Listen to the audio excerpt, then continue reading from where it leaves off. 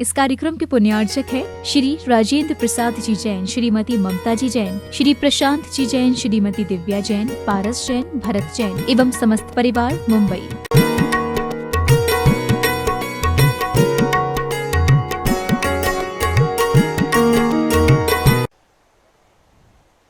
अनादिकाल से यह जीव नाना प्रकार के योनियों से निकलता हुआ इस मनुष्य पर्याय में आया है। पहले की 9वीं कारिका में पूज्यवर आचार्य महाराज ने कह दिया है कि जिस प्रकार पक्षी एक वृक्ष से दूसरे वृक्ष पर जाकर अपना जीवन व्यतीत करते हैं, उसी प्रकार हम संसारी प्राणी भी यहाँ से वहाँ चक्कर लगा रहे हैं। हम लोग मात्र हमारा ये रैन बसेरा है जिसमें हम लोग रह रहे हैं। वास्तविकता से ये हमारा घर नहीं है। हमारा वास्तविक घर तो कौन सा है? मोक्ष है। वास्तविक घर क्या है हमारा? मोक्ष है। अब यहाँ से और मोक्ष तक की यात्रा में बहुत सारे कष्ट तो होते हैं, तो इसलिए कहते हैं यात्रा में जब अपन यात्रा करने के लिए जाते हैं तो कष्ट होते हैं कि नहीं होते? बहुत कष्ट होते हैं। एक बार ऐसे ही हुआ, कुछ श्रद्धालु का यात्रा संघ यात्रा करने के लिए निकला। अनेक स्थानों की उन्होंने यात्राएं की, तीर्थ बंदनाएं की, भगवानों के दर्शन किए, कल्याणक क्षेत्रों के भी दर्शन किए। उनमें से कुछ श्रद्धालु कहने लगे कमेटी की व्यवस्थाएं अच्छी नहीं है। कुछ श्रद्धालु कहने लगे यहाँ पर सुरक्षा अच्छी नहीं है। ऐसे यहाँ पर बहुत सारे श्रावक बाहर से आए हैं, तो बहुत सारे लोगों के मन में हो रहा होगा कि देखो हम लोग तो घर परिवार सब कुछ छोड़ के आए हैं और छोड़ने के बावजूद भी यहाँ पर अच्छी व्यवस्थाएं नहीं है, भोजन की अच्छी व्यवस्थाएं नहीं है, दूर रुकना पड़ रहा है और बार बार बुलाया जाता है। हम तो आए थे शांति से, अच्छे से यहाँ पर व्यवस्थाएं होंगी। ऐसे ही वो यात्री भी ऐसा ही कह रहे थे, देखो कैसी व्यवस्थाएं रहती हैं कमेटी की, ऐसी व्यवस्थाएं हैं। तो वहां पर एक व्यक्ति शांत बैठा था। इनमें से भी कोई एक आध व्यक्ति शांत बैठा होगा। तो व्यक्ति कहने लगा कि भैया तुमको कुछ नहीं बोलना है क्या? यहाँ की कमेटी की कैसी व्यवस्थाएं? तो उस व्यक्ति ने कितना अच्छा जवाब दिया। वो कहते हैं यात्राओं को, यात्रा के कष्टों को सहन किया जाता है, कहा नहीं जाता। क्या बोला? यात्रा के कष्टों क्या किया जाता है? सहन किया जाता है। जैसे हम संसारी प्राणी मनुष्य पर्याय से और जब मोक्ष तक की यात्रा करेंगे तो कितनी सारी यातनाएं झेलना पड़ती हैं, नरक भी जाना पड़ती है, निगोद भी जाते हैं और वनस्पति कायक जाते हैं, स्थावरों में पैदा होते हैं। तो वहां पर कोई कहा जाता है क्या? नहीं कहा जाता। क्यों? क्योंकि जो यात्रा है, यात्रा के कष्टों को किसी से कहना नहीं, यात्रा के कष्टों को क्या कहना? सहना। अब बताओ बाहर के लोगों को कैसा लग रहा है? अब तुम नहीं बोल सकते, हमने तुम्हारी बोलती बंद कर दी। हाँ, अच्छा लग रहा है। हाँ, जब भी हम यहाँ से जाएं तो क्या लेके जाना है हमारे लिए? नहीं, यहाँ तो बड़ा आनंद आया। क्या आया? आनंद आया। भले नहीं आया लेकिन कहना क्या है? आनंद आया।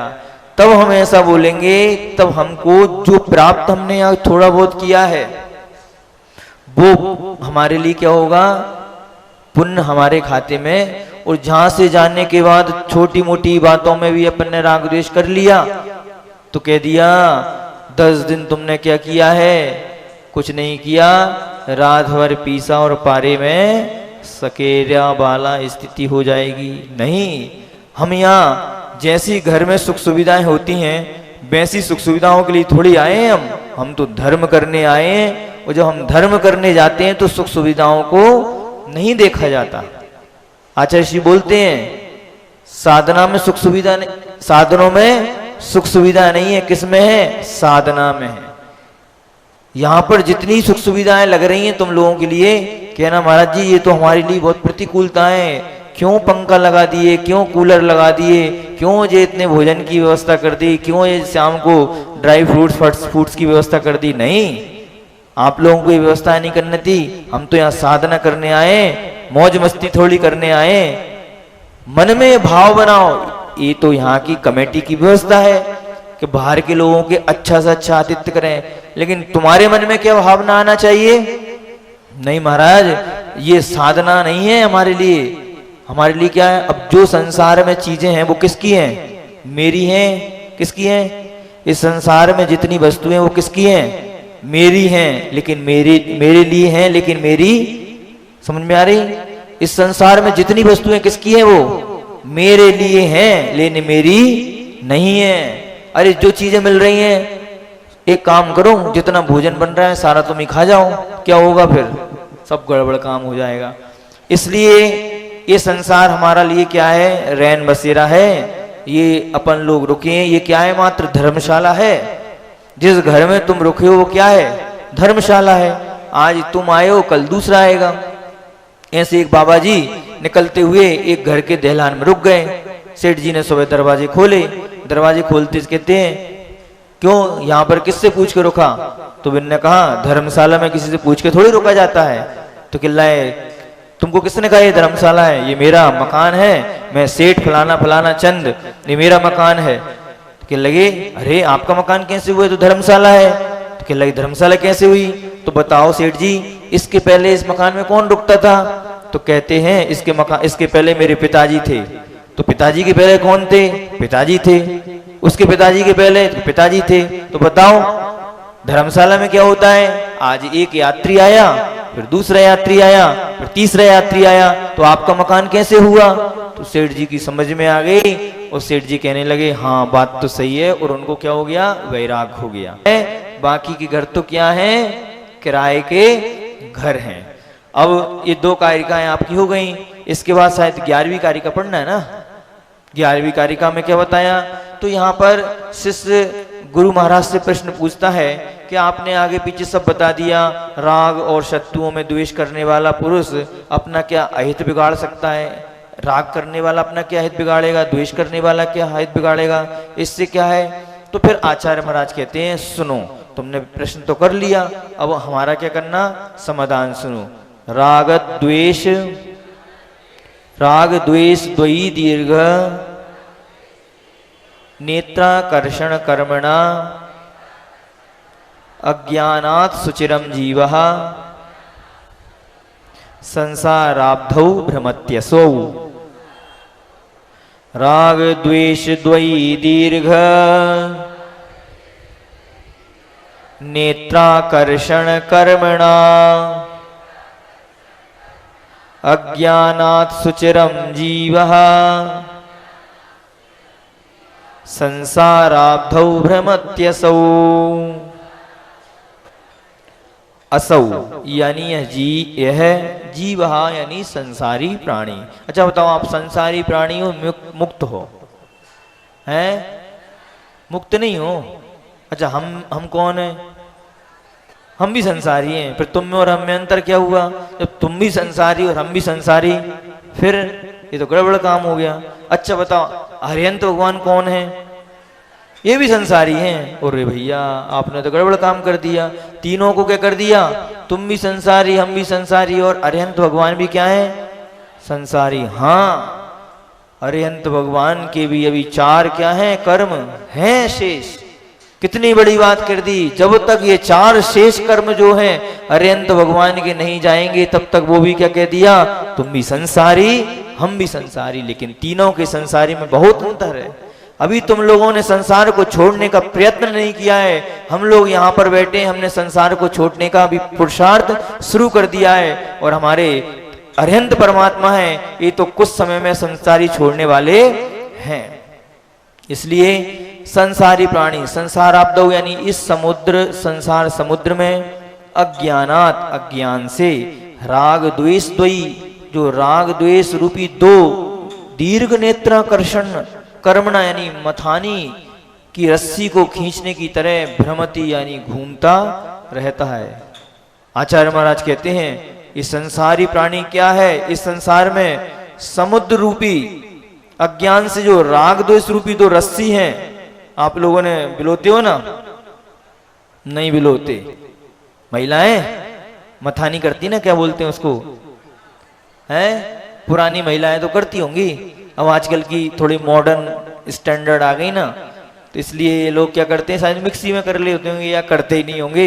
वहां कहां से, वहां से आ जाता होगा अपने डेयरी से। तो यहां पर देखो पुराने उदाहरण क्या दे रहे हैं, जैसे ये संसार समुद्र क्या हुआ, जैसे मथानी हो गई, मथानी को संसार रूपी समुद्र मान लो, उसमें डंडा डाल के एक राग की रस्सी और दूसरी कौन सी है, द्वेष की रस्सी है। जैसे अपन लोग खींचते रहते हैं ना, ये संसार किससे चल रहा है, राग से और द्वेष से।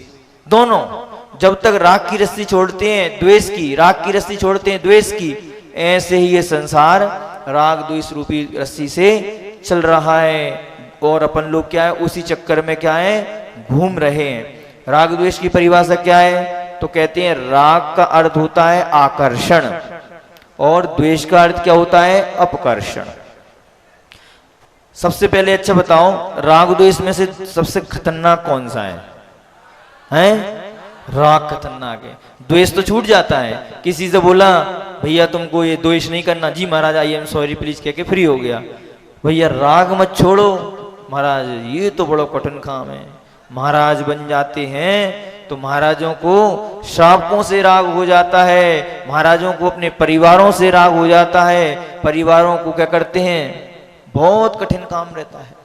इसलिए तो कह दिया है बंधुओं, मुनिराज भी अगर बन गए तो सुमेरु पर्वत के समान पिची कमंडल के ढेर लग गए, लेकिन क्या है, फिर भी कल्याण क्यों नहीं हो रहा, ये राग और द्वेष के कारण से ही कल्याण नहीं हो रहा।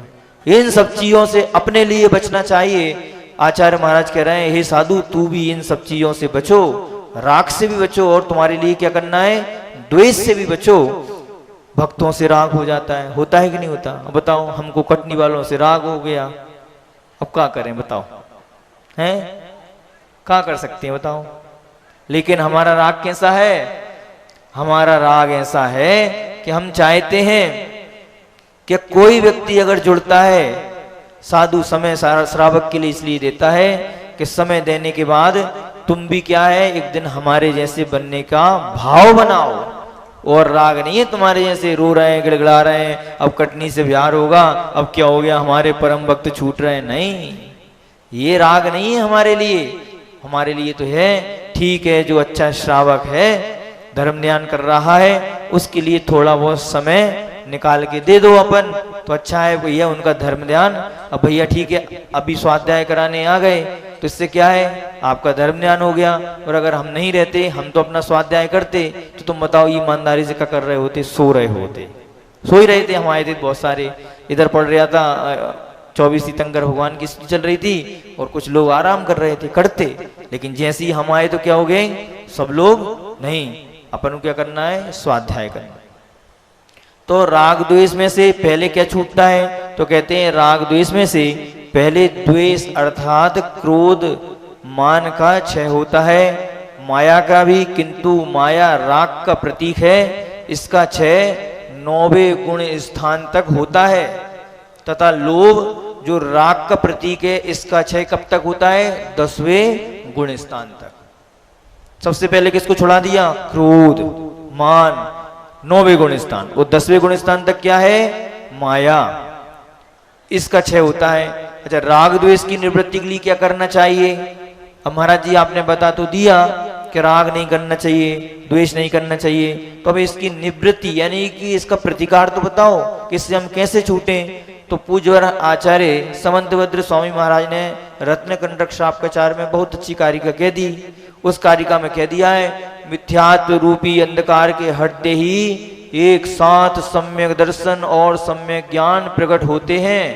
इनके प्रकट होते ही भव्य जीव फिर राग द्वेष की निवृत्ति के लिए चारित्र को धारण यानी अंगीकार करता है। सबसे पहले राग द्वेष को छोड़ने के लिए क्या बोल दिया है, तुम्हारे लिए सम्यक दर्शन और सम्यक ज्ञान धारण करो। और जैसे ही सम्यक दर्शन सम्यक ज्ञान धारण होगा, फिर क्या करना है, चारित्र अंगीकार अपने जीवन में होने लगेगा। बहुत सारे लोग कहते हैं नहीं हम तो सम्यक ज्ञान ज्ञानी हो गए, सम्यक दर्शन हुए। नहीं, जब तक ये तीनों की प्राप्ति नहीं होगी तब तक तुम राग द्वेष से निवृत्ति के बारे में सोच भी नहीं सकते। ज्ञान होना इतना महत्वपूर्ण नहीं है, दर्शन होना इतना महत्वपूर्ण नहीं है, चारित्र तीनों, जब तक दर्शन ज्ञान चारित्र नहीं होंगे तब तक बंधुओं तुम कितना ही कुछ कर लेना, तुम जो राग द्वेष करने का प्रयास कर रहे हो, राग द्वेष को छोड़ने का पुरुषार्थ कर रहे हो, वो राग द्वेष का पुरुषार्थ तुम्हारा वैसा ही रहेगा जिस प्रकार एक नकटी का श्रृंगार। ज्ञान तो बहुत प्राप्त हो जाता है, उस नकटी को ये पता नहीं है कि उसका क्या है। नकटी का मतलब क्या हुआ, जिसकी नाक नहीं है वो क्या कर रही है, श्रृंगार कर रही है। उसी प्रकार घृणस्पादक रहेगा जिस प्रकार मयूर नृत्य का रहता है। अरे मयूर को यह ज्ञात ही नहीं होता है कि मैं नृत्य करते करते मैंने अपने गुप्त अंगों को प्रदर्शित कर दिया है। उसी प्रकार ये ज्ञानी लोग रहते हैं जो अपने आप के लिए ज्ञान ज्ञान ज्ञान की बातें करते हैं, लेकिन उनको ये पता ही नहीं है कि अरे ज्ञान सब कुछ नहीं होता है। ज्ञान दर्शन और चारित्र जब तक तुम्हारे जीवन में नहीं आएगा तब तक तुम्हारे राग द्वेष छूटने वाले नहीं है। हमारे अंदर बहुत ज्ञान है, बहुत ज्ञान है, बहुत सारी गाथाएं कंठस्थ हैं, हाउ कर लो कंठस्थ, कुछ होने वाला नहीं है। एक बार ऐसा ही हुआ, एक पंडित जी को पैर में फोड़ा हो गया। अब जैसे ही पंडित जी को पैर में फोड़ा हुआ तो वो बाजू में एक डॉक्टर साहब थे, तो पंडित जी गए, डॉक्टर साहब मेरे पैर में फोड़ा हो गया। तो पंडित जी हमेशा बोलते थे, आत्मा आत्मा की बातें करते रहते थे। तो डॉक्टर साहब ने भी एक दिन पंडित जी से कहा, अरे फोड़ा हुआ है, शरीर को हुआ है, अपनी आत्मा को थोड़ी फोड़ा हुआ है। तो कहने लगे, अरे तुम तो मजाक करते रहे, तो इसका इलाज करो। इलाज चल रहा, एक दिन वेदना बहुत ज्यादा हो गई, इतनी ज्यादा वेदना हुई, इतनी ज्यादा वेदना हुई कि पंडित जी पहुंच गए सेठ जी के पास। और जैसे ही सेठ जी पहुंचे, पंडित जी डॉक्टर साहब के पास पहुंचे तो कहते हैं भैया बहुत तकलीफ हो रही है। तो डॉक्टर साहब कहते हैं इसमें तो चीरा लगाना पड़ेगी, तुमको जो करना है वो कर दो लेकिन जल्दी करो। तो डॉक्टर साहब कहते हैं पंडित जी अरे शरीर को फोड़ा हुआ है, आत्मा को थोड़ी फोड़ा हुआ है। अरे डॉक्टर साहब मजाक नहीं करो, तुम तो जल्दी से इस फोड़े का इलाज करो। और जैसे ही डॉक्टर साहब ने फोड़े को दबाया, पंडित जी चिल्लाए, मर गए। तो डॉक्टर साहब कहते हैं अरे पंडित जी ये शरीर को तकलीफ हो रही है, आत्मा तो अजर अमर अविनाशी है, इस आत्मा को दर्द नहीं होता। तो पंडित जी कहते हैं भाड़ में गई तुम्हारी आत्मा महात्मा, मुझको तो तकलीफ हो रही है। जब व्यक्ति के जीवन में समझ में आता है, जब कोई तकलीफ होती है, कष्ट होती है, तब उस समय अगर आत्मा की अनुभूति होती है तो कह दिया ये शुद्ध सत्य सम्यक दृष्टि श्रावक है, बाकी के सारे मिथ्या दृष्टि।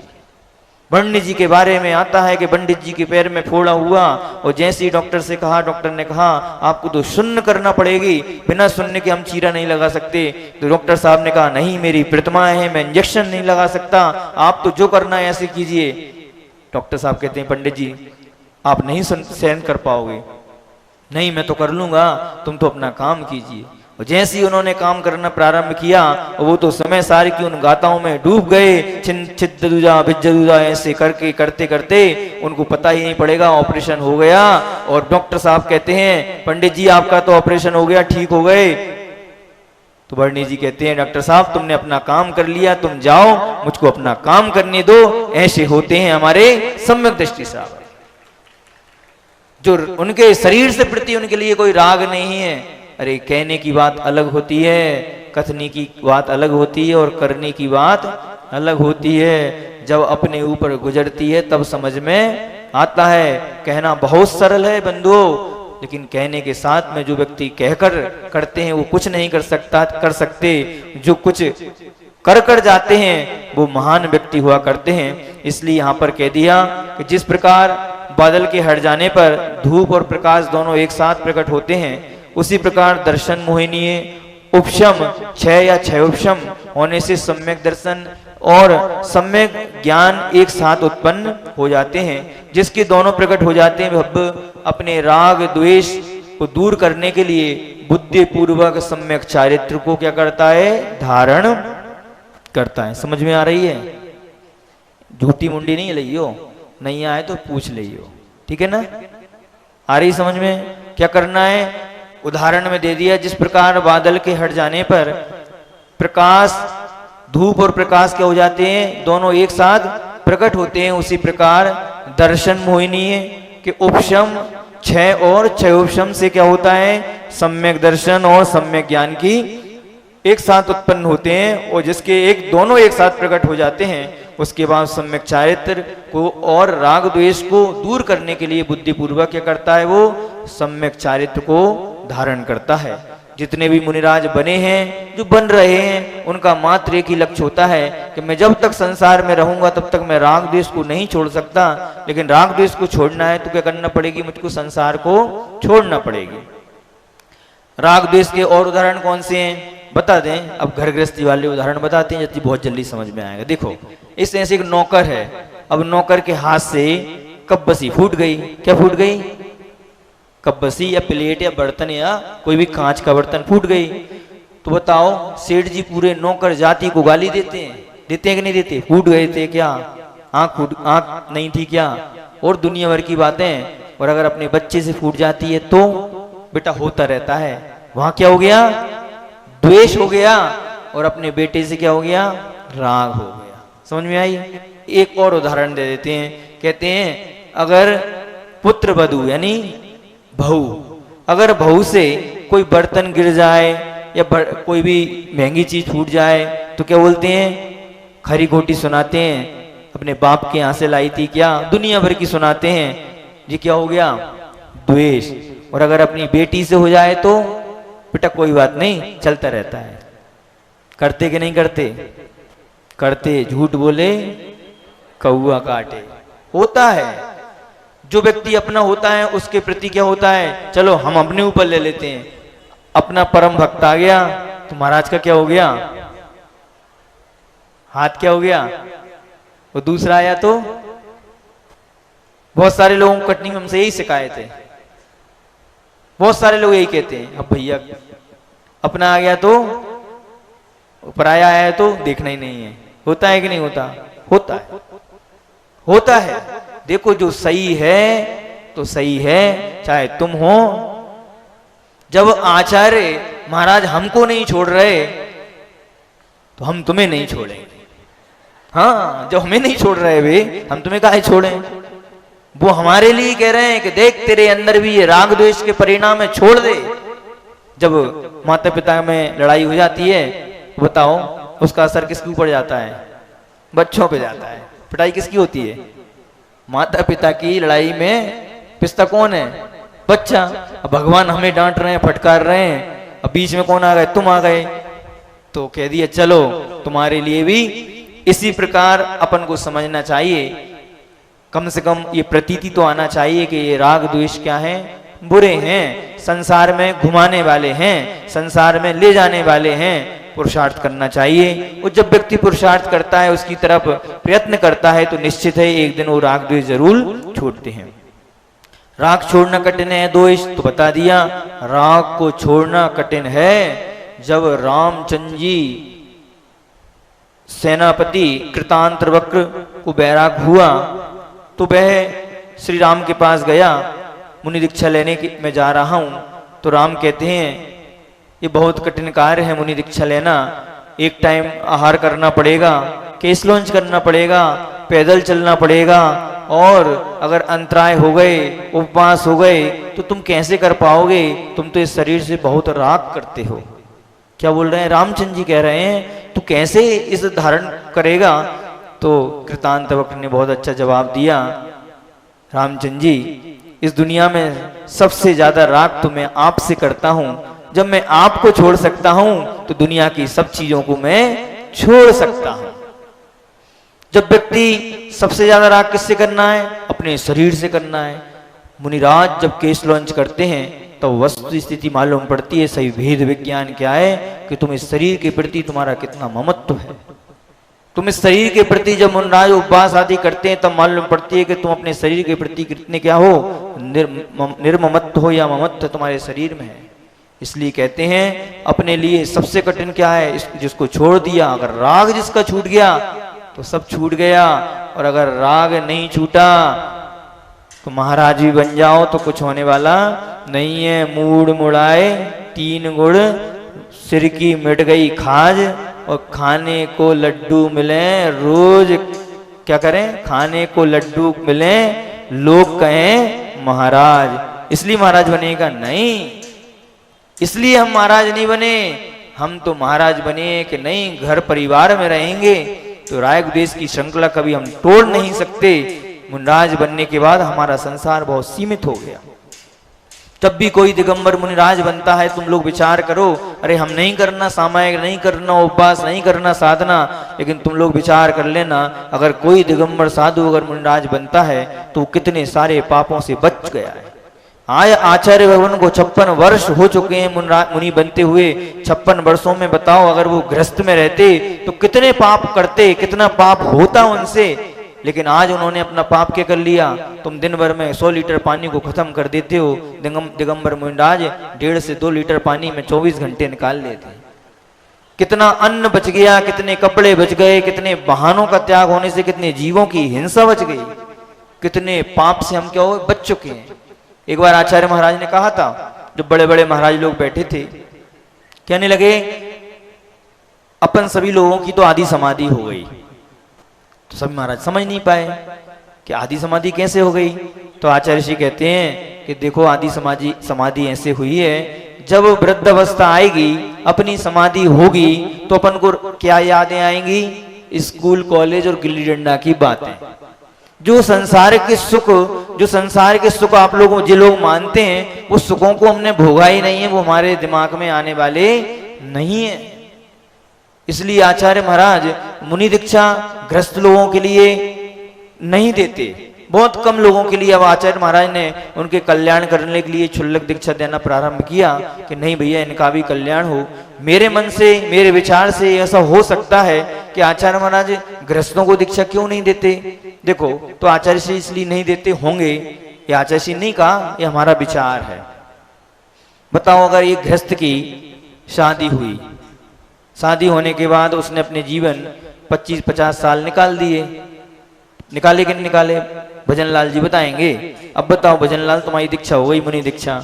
अब मुनि दीक्षा होने के बाद सपोज करो, अभी की नहीं बता रहे हैं उदाहरण में भजन लाल जी का, अब पत्नी आई, तो तुम्हारे मन में क्या प्रीति आएगी कि जी मेरी पत्नी है, बता दे, नहीं आएगी। थी तो आएगी, ये थोड़ी है।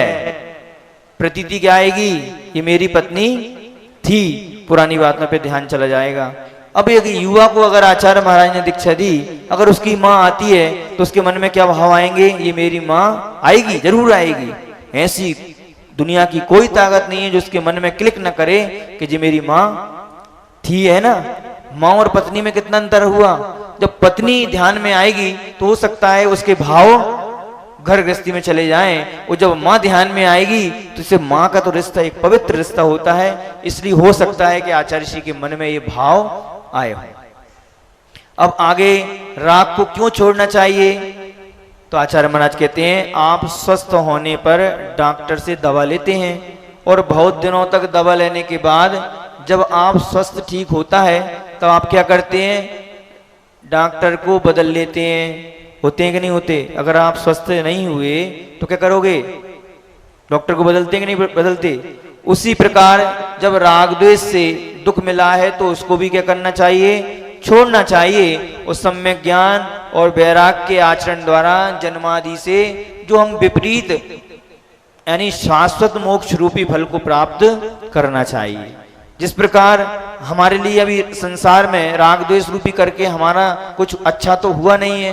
कितनी बार हम इन संसार में घूमते आए, अब क्या बोल दिया, कम से कम भैया अब सब कुछ हो गया है, अब तुम डॉक्टर को बदल लो और सम्यक ज्ञान रूपी ये वैराग्य रूपी डॉक्टर को धारण करके, और तुम्हारे जो जन्म मरण के जो कष्ट हैं, जन्म मरण को तुमको अगर दूर करना है तो मात्र ये रत्नत्र ही एक डॉक्टर ऐसा है जिसके माध्यम से तुम्हारे जन्म जन्म का राग छूट सकता है।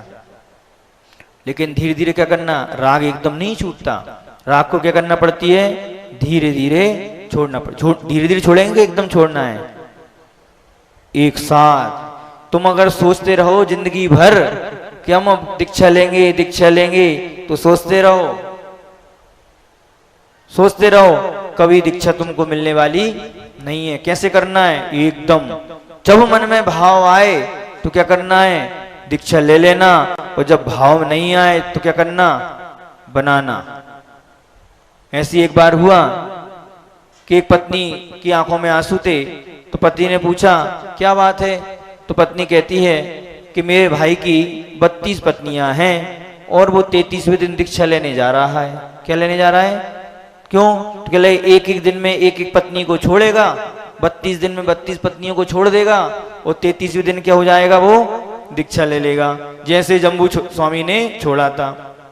पति ने कहा अरे बाबली, ऐसा सुनकर वैराग्य नहीं होता और ऐसे कोई दीक्षा भी नहीं लेती। और जैसी उनने सब चीजें सुनी और घर से बाहर जाने लगा। पत्नी कहती कहाँ जा रहे हो?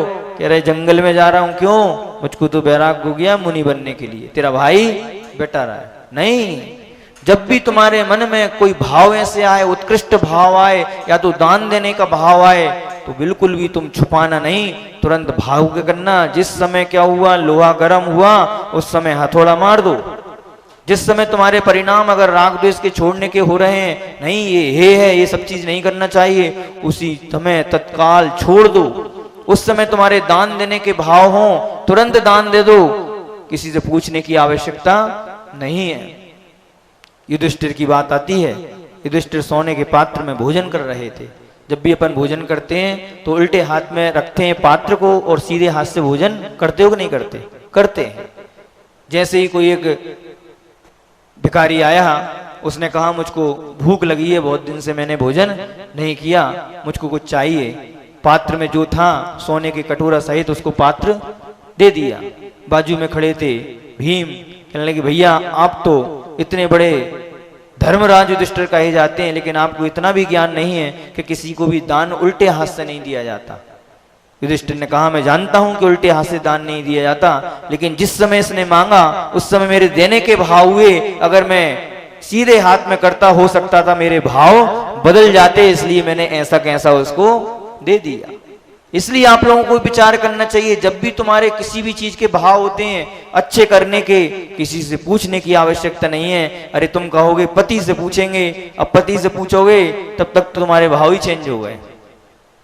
तुम कहते हो पत्नी से पूछेंगे, पत्नी से पूछोगे, बच्चों से पूछोगे, नहीं, जो तुम्हारी चीज है उसको देने में किसी से पूछने की आवश्यकता नहीं है। ये अपन को समझना चाहिए। राग द्वेष को मिटाने के और भी बहुत सारे तरीके हैं, अपन तो मात्र उदाहरण के माध्यम से समझा दिया, अगर समझाएंगे तो बहुत टाइम लग जाएगा।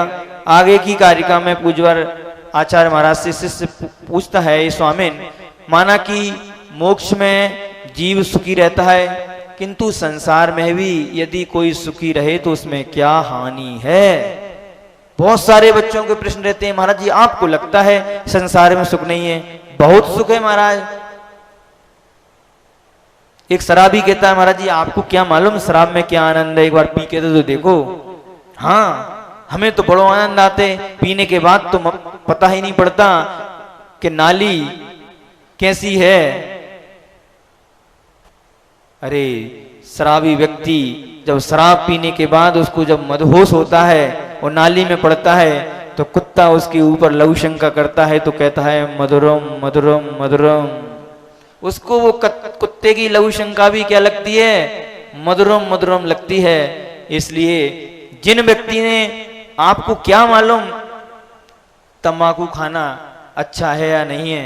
अरे खा के तो देखो महाराज, एक बार तंबाकू खाने से बहुत अच्छा होता है। अरे हम तो 2 नंबर हमारी उससे उतरती है महाराज, तंबाकू ना खाएं तो काम ही नहीं चले। ऐसे ऐसे लोग तर्क देते हैं, कहते हैं। तो आचार्य महाराज फिर उसके लिए प्रश्न कहते हैं, पिपद भव पदावर्ते पदिके वाति वाइहते यावत्तावद भवन्तन्या प्रचुरा विपदा पुरः। विपद भव पदावर्ते पदिके वाति वायते यावत्ता भवत्यन्ना प्रचुरा विपुदः पुरः। भव पदावर्ते, संसार रूपी पैर से चलने वाली घटी यंत्र में पदिका एवं रहट के डंडे के समान यावत, जब तक विपद यानी एक विपत्ति अतिबाह्यते समाप्त की जाती है, तावत तब तक अन्यः दूसरी प्रचुरा बहुत सी विविधा विपत्तियां पुरः सामने भवंती आ खड़ी होती हैं। आचार्य महाराज कहते हैं कि इस कारिका का अर्थ क्या है, तो कहते हैं जिस प्रकार घटी यंत्र जिसे रहट बोलते हैं, आप लोग पहले देखा होगा टीवी आदि में और भी बहुत सारी जगह, जिसमें डिब्बे होते हैं जिनके एक माला बनी होती है गोल गोल, जिसे बैल आदि के माध्यम से खींचते हैं, जो कुएं के पानी को निकालने का कार्य करती है। जैसे एक डिब्बा भरता है तो दूसरा डिब्बा क्या हो जाता है, खाली हो जाता है, एक डिब्बा भरता है तो क्या हो जाता है, खाली हो जाता है। उसी प्रकार संसारी प्राणी की जैसी एक विपत्ति छूटती है, पुनः उसके जीवन में दूसरी विपत्तियां क्या हो जाती हैं, खड़ी हो जाती हैं। होती हैं कि नहीं होती? महाराज कितने सारे लोग आते हैं, महाराज हमारे बच्चे को आशीर्वाद दे दो, काय में अच्छे से पढ़ जाए, अच्छे से पढ़ जाता है तो फिर आते हैं महाराज जी आशीर्वाद दे दो ब्याह हो जाए, अच्छे से ब्याह हो जाता है तो महाराज जी इन पति पत्नियों की दोनों आपस में नहीं बन रही है तो ये हो जाए, हमारा अच्छे से हो जाए, ठीक है जैसे तैसे वो हो जाती है, महाराज जी बच्चे नहीं हो रहे उसका आशीर्वाद दे दो, तो भैया बच्चे हो गए, अब बच्चे हो जाते हैं तो बच्चा मंद बुद्धि हो गया है, महाराज जी सही हो जाए। बताओ कितनी विपत्तियां हैं, होती हैं कि नहीं होती घर परिवार में? बहुत। तुमको लगता है इस संसार में सुख है, आनंद है, नहीं, ये मात्र हम क्या है, सुखाभास हैं। इसलिए हमको इस सब चीजों में समझना चाहिए। विपत्तियां किस प्रकार से आती हैं तो बता दिया, विपत्तियों के आने के बहुत सारे रास्ते हैं, कोई एक रास्ता नहीं है। विपत्तियां तो कहीं से भी आ जाएंगी, अभी बैठे बैठे आ जाएंगी। देखो हम कहते बीच में सांप है, देखो विपत्ति आई नहीं आई, आती हैं हर तरीके से। पेट दर्द हो रहा है, सर दर्द हो रहा है, सर खराब हो रहा है, कितनी सारी टेंशन आ गई, किसी का नाम ले दो तो दिक्कत, नहीं लो तो दिक्कत। बताओ ये संसार क्या है, शंकर जी के गधे के समान। किसके समान? एक जोक टाइप का है। शंकर जी से पार्वती जी ने कहा कि मुझको संसार घूमना है। शंकर जी ने कहा नहीं, ये संसार ठीक नहीं है। नहीं कैसे नहीं है ठीक, आप तो कह रहे ठीक नहीं है, कितना अच्छा है, कितने अच्छे अच्छे गार्डन है, कितनी अच्छी अच्छी मॉल हैं, सब कुछ है, मुझको तो इस संसार को घूमना है। अब पत्नी अगर जिद पे जाए तो बेचारा पति क्या करे, चलो ठीक है शंकर, लेकिन अपन मूल स्वरूप में नहीं जाएंगे, अपन लोग भेष बदल के जाएंगे। हाँ आपको जैसे चलना है वैसे कीजिए। आ गए नीचे, शंकर जी और पार्वती जी चल रही हैं, गधा साथ में चल रहा है। पहले गांव पहुंचे तो गांव के लोग कहते हैं देखो भाई कैसो जमानो आओ, दोनों जन तो पैदल चल रहे हैं, गधा खाली चल रहा है। शंकर जी का बात तो सही है, तो शंकर जी बैठ गए। आगे दूसरे गांव में पहुंचे तो लगे देखो बेचारे पत्नी पैदल चल रही है, वो भी तो मुस्टंडो काहे बैठ गो, उस समय तो पता नहीं कौन है ये। तो शंकर जी बात तो सही है, उन्होंने पार्वती जी को बिठा दिया, खुद उतर गए। कहती देखो कलयुग आ गया, जोरू को गुलाम, खुद तो पैदल चल रहे हो और बेचारे खुद बैठी उस पे, बात तो सही है। तो दोनों जन बैठ गए। चौथे गांव में पहुंचे कि लगे देखो बेचारे जानवर के प्राण लेंगे क्या ये दोनों जन बैठ गए, बात सही है।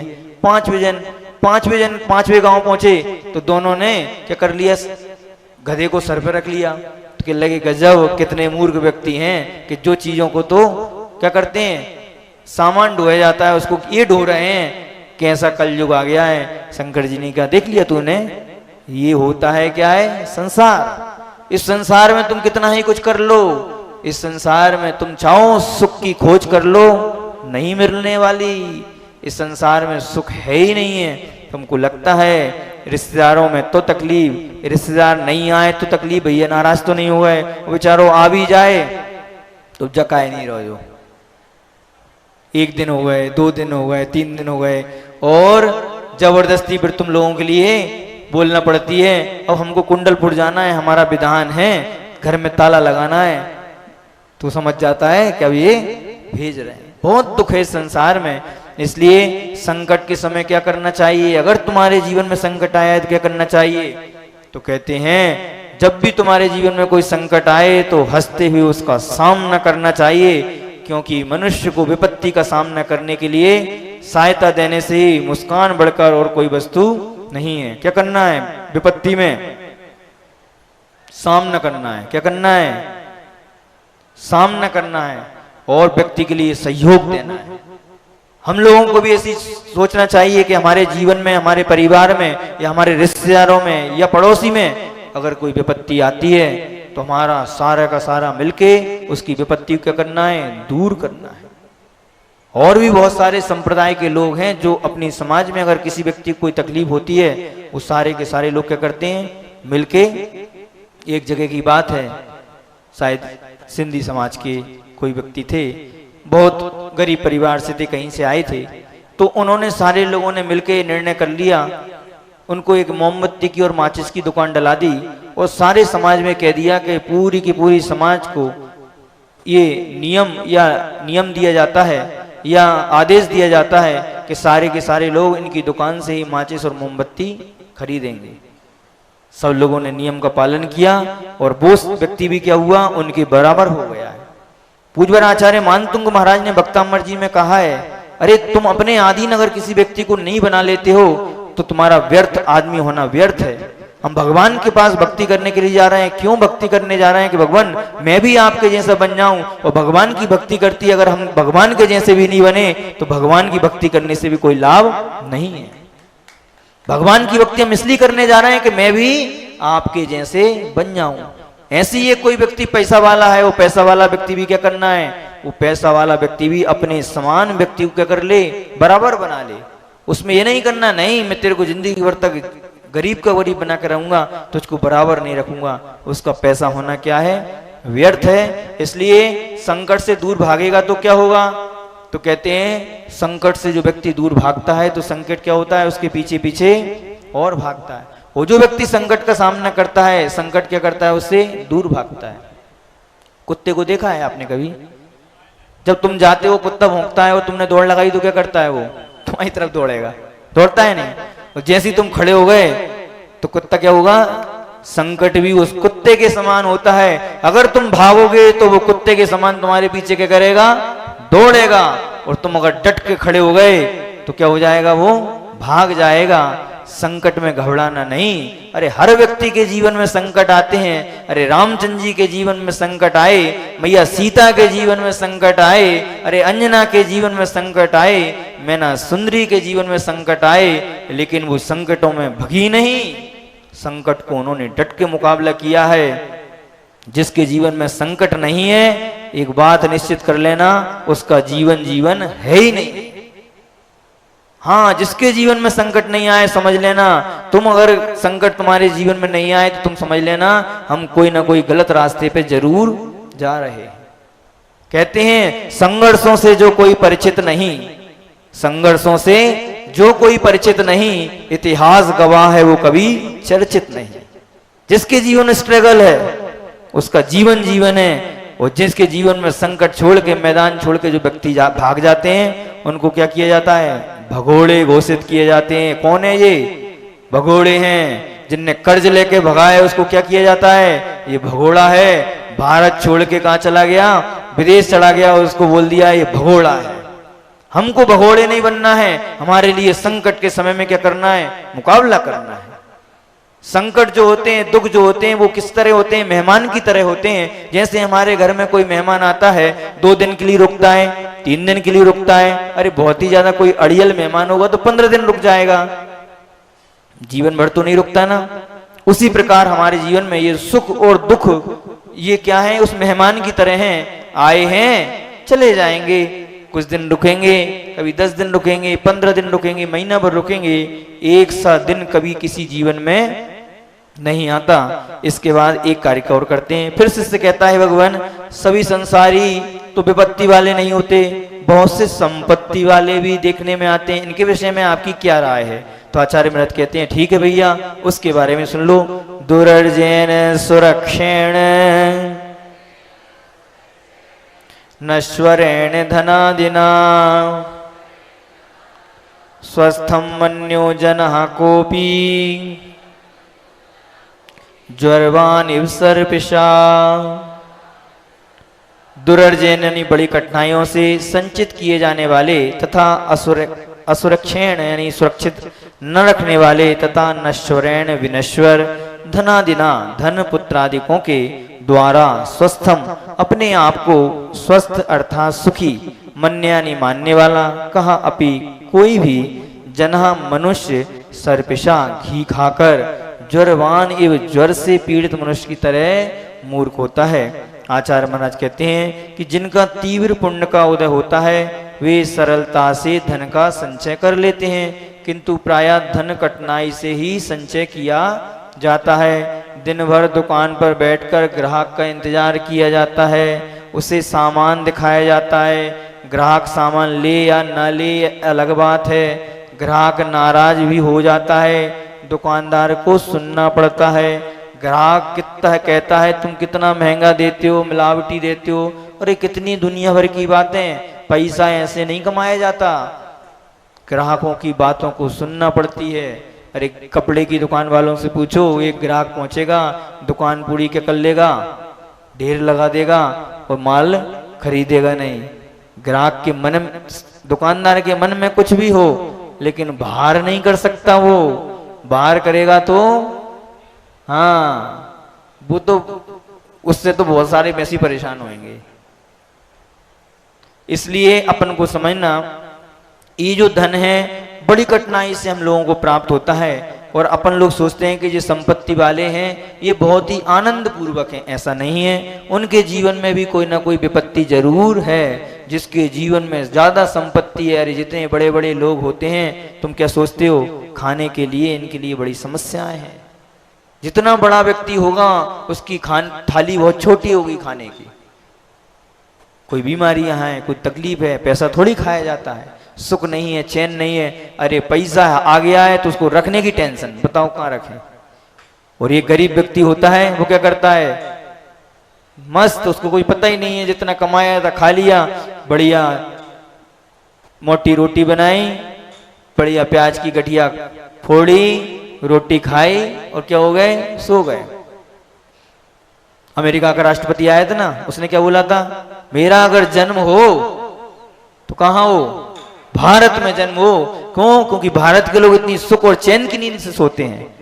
अमेरिका में सबसे ज्यादा नींद की गोलियां बिकी जाती हैं, वहां नींद ही नहीं आती वहां पर। भारत के लोग कितने होते हैं, निश्चिंत होते हैं। कचू दो चार ही सो रहे होंगे, कितने निश्चिंत हैं, उनको कोई टेंशन नहीं। इधर उधर छुप छुप के कुर्सी के नीचे कहीं कहीं पड़े होंगे, कोई बात नहीं, कोई बात नहीं, पड़े रहो। भगवान के समोसरण में सब तरह के लोग आते हैं, कम से कम भगवान के समोसरण में आ तो रहे हो, चाहे सोबे आ रहा है, कोई दिक्कत नहीं है। ऐसे किन किन कठिनाइयों से हमको धन प्राप्त होता है और हम इसकी कितनी रक्षा करते हैं। और धन की मात्र 3 गति हैं, दान, भोग और नाश। दान कर दो या तो उसको भोग लो, नहीं तो अंतिम अवस्था रहेगी उसको क्या, नाश। नाशता को क्या हो जाएगा, वो प्राप्त हो जाएगा। धन ही सब कुछ नहीं होता, धन ही सब कुछ नहीं होता, धन के त्याग से सब कुछ होता है। एक बार वर्णी जी की शायद कथा है, वर्णी जी निकल रहे थे, घाट पर खड़े थे, उनके पास पैसे नहीं थे। एक सेठ जी आए, वर्णी जी कैसे नदी पार करना है, पैसा नहीं है। तो सेठ जी ने कहा चलिए मेरे साथ में। सेठ जी साथ में चले गए वर्णी जी के साथ में, और बीच नदी में आके सेठ जी कहते हैं, देखा आप लोग अपने प्रवचनों में तो बहुत बड़ी बड़ी बातें करते हो, कहते हो कि धन ऐसा है, धन वैसा है, धन की संग्रह नहीं करना चाहिए, परिग्रह का नरक का द्वार है, ये वो। आज देख लिया, अगर आपके पास में, आज मेरे पास में धन ना होता तो आप नदी पार नहीं कर पाते। तो वर्णी जी ने कहा, सेठ जी ये आपका झूठा अहंकार है कि आप कह रहे हो कि धन के माध्यम से आपने नदी पार कराई है। नहीं नहीं, धन के माध्यम से नदी पार नहीं कराई, धन के त्याग से तुमने नदी पार कराई है। अगर धन को तुम रखे रहते तो हमारी नदी पार होने वाली नहीं थी। इसलिए प्रकार जो धन का अहंकार करते हैं, अपन को धन का अहंकार नहीं करना। भावे या कया बराह सुहृणयम निंदन ग्रहण जुत्तो मणवक्काय पड़े कमणम। निंदा और गर्हा पूर्वक मन वचन काय के द्वारा द्रव्य क्षेत्र काल और भाव के विषय में किए गए अपराधों का शोधन करना प्रतिक्रमण कहलाता है। जीवे प्रमाद जनिता प्रचुरा प्रदोषः यस्मात् प्रतिक्रमणतः प्रलयं प्रयान्ति तस्मात् तदर्थममलं गृहबोधनार्थं वक्षे विचित्र भवकर्म विशोधनार्थम। जिस प्रतिक्रमण से जीव के द्वारा प्रमाद से उत्पन्न होने वाले अनेक दोष क्षय को प्राप्त होते हैं तथा अनेक भवों में उपार्जित कर्मों का क्षण मात्र में नाश होता है, इसलिए गृहस्थों को ज्ञान कराने के लिए मैं ऐसे निर्मल प्रतिक्रमण को कहूँगा। हे जिनेन्द्र, हे देवादिदेव, हे बीतरागी, सर्वज्ञ, हितोपदेशी, अरहंत प्रभु,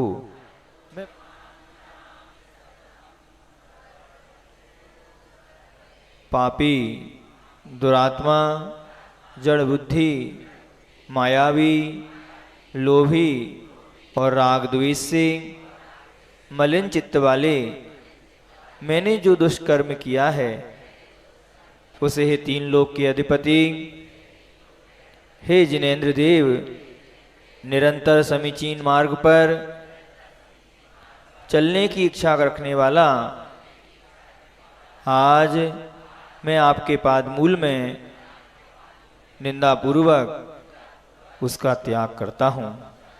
हाय, मैंने शरीर से दुष्ट कार्य किया है। हाय, मैंने मन से दुष्ट विचार किया है।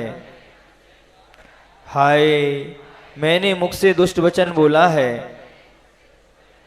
उसके लिए मैं पश्चाताप करता हुआ भीतर ही भीतर जल रहा हूँ और भावपूर्वक समस्त संसारी जीवों की सर्व योनियां 84 लाख हैं एवं संसारी जीवों के सर्व कुल 199 लाख करोड़ होते हैं। इनमें उपस्थित जीवों की विराधना की हो एवं इनके प्रति होने वाले राग द्वेष से जो पाप लगे हों, तस्मिच्छामि दुक्खड़म।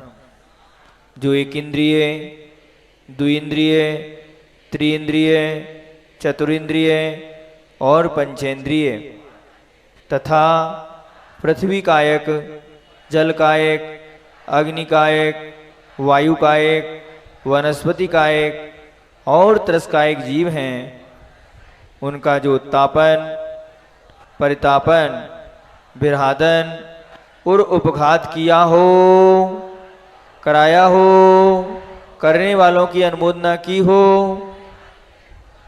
तस्मिच्छामि दुक्खड़म। किसी भी जीव की विराधना की हो, विपरीत, संशय, वैनयिक और अज्ञान, इन 5 प्रकार के मिथ्या मार्ग और उनके सेवकों की मन वचन काय से प्रशंसा की हो, तस्मिच्छामि दुक्खड़म। जिन्हें मन वचन काय की शुद्धि नहीं रखी हो, जिन दर्शन व्रत पालन करते हुए जिन मार्ग में शंका की हो, शुभाचरण पालन कर संसार सुख की वांछा की हो, धर्मात्माओं के मलिन शरीर को देखकर गिलानी की हो, मिथ्या मार्ग और उनके सेवकों की मन से प्रशंसा की हो तथा मिथ्या मार्ग की वचन से स्तुति की हो, इत्यादि अतिचार अनाचार दोष लगे हों, तस्मिच्छामि दुक्खड़म। हे नाथ, मूल गुणों के अंतर्गत जल गालन व्रत में पालन करने में प्रमाद किया हो, जल छानने के 48 मिनट बाद उसे फिर से नहीं छानकर उसी का उपयोग किया हो, प्रमाण से छोटे ककहरे मलिन जीर्ण एवं सछिद्र वस्त्र से जल छाना हो, गर्म पानी की मर्यादा समाप्त हो जाने पर उसका उपयोग किया हो, छानने से शेष बचे जल को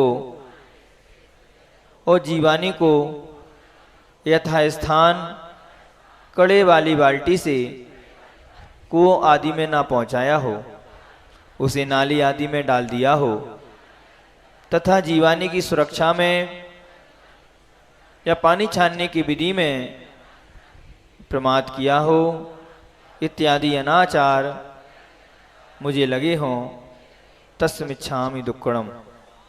हे देवादिदेव, मूल गुणों के अंतर्गत रात्रि भोजन त्याग व्रत में रात्रि में बने भोजन का सूर्योदय से 48 मिनट के भीतर या सूर्यास्त के 1 मुहूर्त पूर्व तथा औषधि के निमित्त रात्रि को रस फल आदि का सेवन किया हो, कराया हो, करने वालों की अनुमोदना की हो, तज्जन्य अन्य भी अतिचार अनाचार दोष लगे हों, तस्मिच्छामि दुक्खड़म। देखो, आप लोग कहते हो कि हमारा रात्रि भोजन का त्याग है, लेकिन रात में बने भोजन को अगर आप दिन में भोजन करते हो तो आपका रात्रि भोजन का त्यागी आप नहीं कहलाओगे। दिन का बना हुआ भोजन ही दिन में ही करना चाहिए। अब आप लोग बफर सिस्टम आदि में जाते हो कि नहीं जाते? आप लोग होटल आदि में जाते हो, चलो होटल की बात तो बहुत दूर, बफर सिस्टम आदि में तो जाते हो। चौके आदि में भी आप लोग क्या करते हो? किचन छोटा रहता है, अंधेरे में या लाइट के द्वारा आप लोग बनाते हो, वो बनाने के बाद बाहर हॉल में रख लेते हो। महाराज जी को आप क्या करते हो? लाइट में बना हुआ भोजन कराते हो।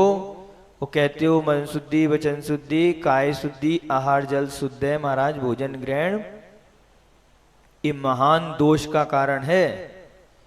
आप जहां पर आहार यानी मुनिराज को खड़े करते हो वहीं पर तुम क्या करो? आहार कराओ उनके लिए। आप लोग किचन में बनाओगे, सुबह 5-5 बजे से किचन में चले जाते हो और 9:30-10 बजे तक किचन में रहते हो। जब तक सूर्य उदय नहीं होता तब तक किचन में प्रवेश नहीं करना चाहिए। और अपने घरों की किचन इतने बड़े बड़े बनाना चाहिए कि उसकी सूरज की किरणें तुम्हारे घर में प्रवेश करें। सूरज की किरण जिसके रसोई में प्रवेश करती हैं उसका घर मंगल में होता है, उसके घर में कभी दरिद्रता नहीं आती, उसके घर में कभी कोई रोग नहीं आते। अगर लाइट में बने हुए भोजन का आप स्वयं भोजन करोगे और मुनि महाराज को भोजन कराओगे तो ध्यान रखना, वो आप मुनिराज को आहार नहीं दे रहे, वो मुनिराज को तुम क्या दे रहे हो? विष दे रहे हो। क्या दे रहे हो? विष। पूज्यवर आचार्य पद्मनंदी महाराज ने कहा है कि श्रावक जो रहता है आहार के माध्यम से मुनिराज को रत्नत्रय का दान करता है। और आप लोग विचार करना कि आप लोग आहार तो करा रहे हो, महाराज की सेवा भी बहुत कर रहे हो, वैयावृत्ति भी कर रहे हो। जिनवाणी ज्ञानते सूजन लोकालोक सो वाणी मस्तक नमो सदा दे तुम लोकाय सर। इस कार्यक्रम के पुण्यार्चक थे श्री राजेंद्र प्रसाद जी जैन, श्रीमती ममता जी जैन, श्री प्रशांत जी जैन, श्रीमती दिव्या जैन, पारस जैन, भरत जैन एवं समस्त परिवार, मुंबई।